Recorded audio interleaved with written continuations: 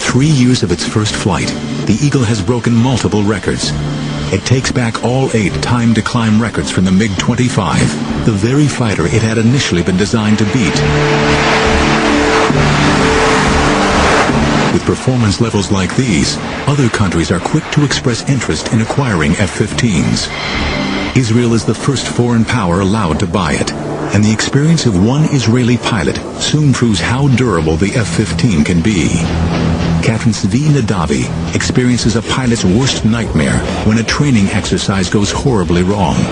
He is flying a simulated airfield defense mission and is tasked with intercepting hostile aircraft when disaster strikes. I saw what in hindsight was the number 3, which is the leader of the rear pair, and he was upside down, and I was at around 14,000 feet, and I shot a missile. Even though he was upside down, he continued to go up. And I was like this, so it was stomach to wing. We couldn't see each other. And we collided.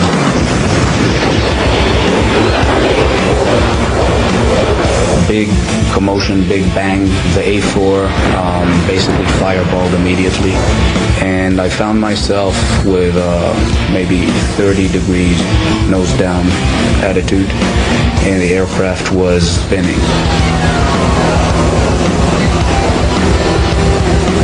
Right after the crash, I told my navigator, prepare to eject, we're going to eject.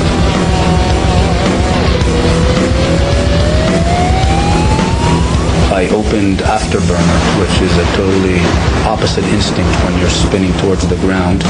Then the roll slowly stopped, and slowly I was able to bring the nose back up. I told my wingman to come close and to inspect me.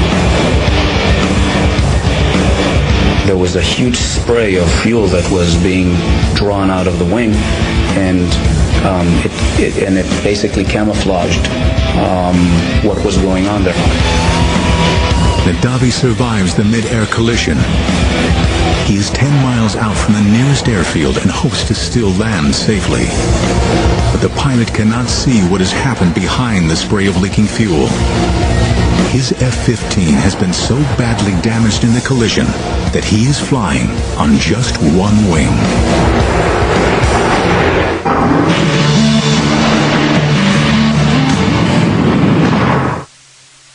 On last week's episode of The Revolution. After a devastating mid-air collision, Captain Zvi Nadavi finds himself flying a seriously damaged F-15. Somehow, he is able to regain control over his aircraft and attempt a landing. I approached the airfield. I crossed the threshold where usually in an F-15 you cross at 130 knots. I crossed at anywhere between 250 to 260 knots. Was landing at approximately twice the normal landing speed. I put the tail hook down. There was a cable at about 1/3 of the runway, and we went into that cable.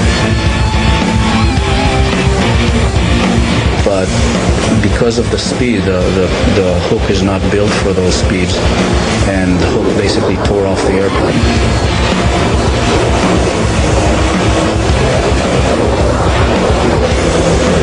We stopped maybe 20 feet short of the barrier. As I was running at the last 50 knots, bleeding off, my wingman said, "You're not going to believe what you flew on." And I opened the canopy, and I reached back to shake the hand of the navigator. And as I was reaching back, that was the first time that I looked and I saw that I didn't have a wing on the right-hand side.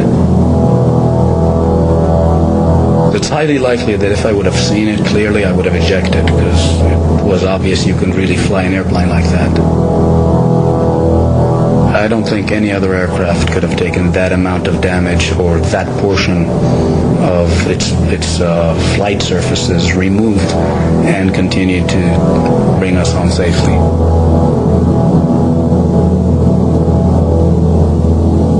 The best testament was a good friend of mine who was an F-16 pilot, and he crossed and he saw that there was no wing, and his first words was, "Can I transfer to F-15s?"